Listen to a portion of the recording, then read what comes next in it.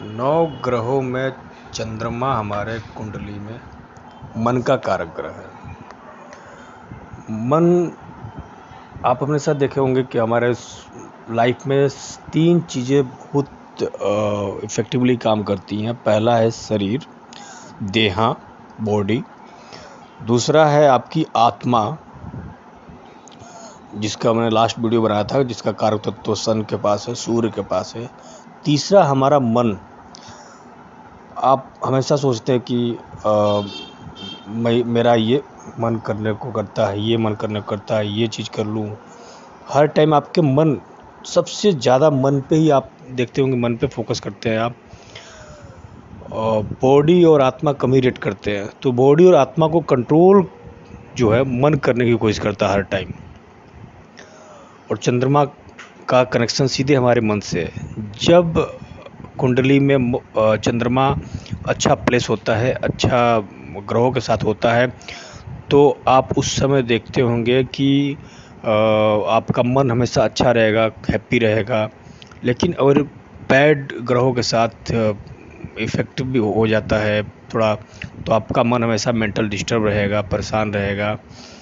Even आपने ये भी देखा होगा कि जो फूड होता है, फूड का जो कारक ग्रह होता है वो चंद्रमा होता है। और हमारा फूड, उसी टाइप का फूड खाने का, उसी टाइप का खाना खाने का मन करता है जिस टाइप के ग्रह चंद्रमा के साथ जुड़े होते हैं। खाने का 3 ही प्रवृत्ति है, एक सात्विक भोजन, राजसी भोजन और तीसरा है आपका तामसिक भोजन। तो खाने के साथ भी चंद्रमा का रिलेशन है इसमें। और देखेंगे चंद्रमा जो है हमारे माता का कारक ग्रह है। तो अगर हम कुंडली में देखें तो चंद्रमा अगर जिन ग्रहों के साथ जुड़ा हुआ है, तो हम माता के बारे में बहुत सारी चीज़ें बता सकते हैं। जैसे माता का नाम बता सकते हैं, माता का करियर बता सकते हैं, माता की लाइफ बता सकते हैं। बहुत सारी चीज़ों को हम चंद्रमा को देख करके प्रेडिक्शन कर सकते हैं। अभी चंद्रमा को कलंक का कारक भी बताया गया, ब्लेम का कारक बताया गया। तो जब चंद्रमा कुंडली में अफ्लिक्टेड होता है तो आपके पे ब्लेम बहुत ज़्यादा लगने लगेंगे। क्योंकि चंद्रमा की एक कहानी है, आपको सुनाता हूँ।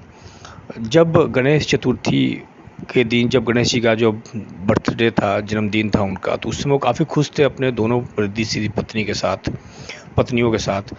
तो चंद्रमा देव उस समय गणेश जी पे हंस दिए, उनका मजाक उड़ा दिए कि इतनी खूबसूरत लेडीज के साथ गणेश जी बैठे हुए हैं। तो गणेश जी काफ़ी गुस्सा हो गए, नाराज़ हो गए और चंद्रदेव को श्राप दे दिया, जिसके वजह से काफ़ी टाइम तक चंद्रदेव अपना अट्रैक्शन, अपनी ब्यूटी को खो चुके थे। फिर चंद्रमा देवता गणेश जी की काफ़ी पूजा किए, काफ़ी आराधना किए, तब गणेश जी माने। बट उन्होंने कुछ शर्त रखा। एक शर्त, पहला शर्त तो ये रखा कि वो 15 दिन तक अलग अलग शेप में दिखेंगे, एक ही शेप में डेली नहीं दिखेंगे। और दूसरा ये कि चंद्रमा को जो मेरे जन्मदिन, मतलब गणेश जी के जन्मदिन के दिन जो है चंद्रदेव को देखेगा, उनको ब्लेम लगेगा। तो ओवरऑल देखा जाए तो चंद्रमा देव को ब्लेम का कारक ग्रह उस समय से माना जाने लगा। अब चंद्रमा को अगर देखें तो चंद्रमा कई सारे, जैसे कंट्री है, एक कंट्री ने रिसर्च करके बताया कि उनके हॉस्पिटल में जो पागल खाना है, उसमें पूर्णिमा के दिन सबसे ज़्यादा जो है जो पागल होते हैं वो भर्ती होते हैं, और अमावस्या के दिन सबसे ज़्यादा पागल रिलीज होते हैं।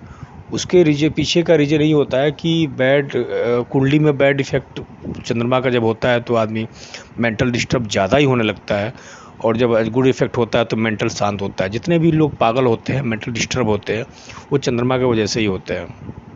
तो अभी कुछ लोगों ने भी कमेंट किया था कि लोग जो है चंद्रमा पे जा रहे हैं, और कंट्री और हमारे देश की जो महिलाएं हैं वो चंद्रमा को देख करके पति का उम्र बढ़ाने में लगी पड़ी हैं। तो उनके लिए मेरी रिप्लाई ये था कि मैं उनको बोला कि जो फॉरेन कंट्री के लोग चंद्रमा पे जा रहे हैं, वो 100 बार नहीं 200 बार भी जाएंगे और आएंगे ना, वो इस चीज़ को नहीं बता पाएंगे, क्योंकि वो इस चीज़ पे काम ही नहीं कर रहे हैं। वो तो बस डिस्टेंस नापने पे, वहाँ पे कितने पानी है कि नहीं है, लाइव जिंदा मतलब आदमी रह सकता है, सर्वाइव कर सकता है कि नहीं रह सकता है, इस पे ढूंढ रहे हैं। बट चंद्रमा हमारे लाइफ में क्या क्या इफेक्ट डाल रहा है, वो इस पर काम नहीं कर पा रहे हैं, और जानते तक नहीं है कि हमारे लाइफ में इतना इफेक्ट डाल रहा है चंद्रमा। तो चंद्रमा को लेकर के ये सारी चीज़ें हैं। और अगर देखा जाए तो कुंडली में चंद्रमा को रानी बोला गया है। और कुंडली में चंद्रमा अगर अच्छे प्लेस है तो अगर गुरु के साथ संबंध है तो उसको गज केसरी योग भी बोला गया है। चंद्रमा का संबंध अगर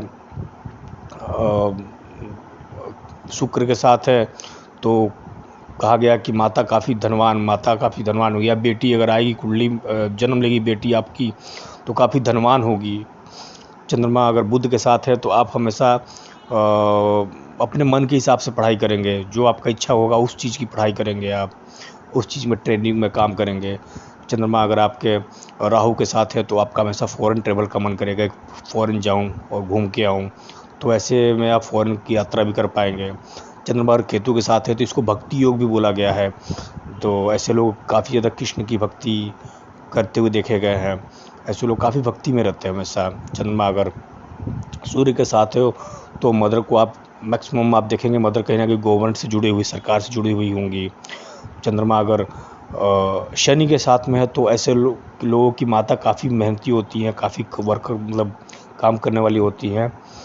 और आपके कुंडली में अगर चंद्रमा इफ्लेक्टेड है, प्रॉब्लम में है, तो आप अपने देखेंगे खुद को कि आप बहुत मेंटल डिस्टर्ब हो रहे होंगे, या फिर बहुत ज़्यादा आपकी लाइफ में ट्रेवल हो रहा होगा, आप परेशान होंगे। तो ये सब चीज़ें हैं, कारक तत्व है चंद्रमा का। बाकी नेक्स्ट वीडियो में देखते हैं, तब तक धन्यवाद।